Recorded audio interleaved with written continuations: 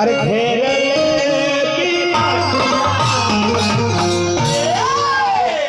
अरे हमारा कमाई तो हमें कुछ भी ना जब कहो सही आ जाए भाई भीख मांग के छठ संस्कृति बाकी चल जाओ घर में मांग के होइए काम चल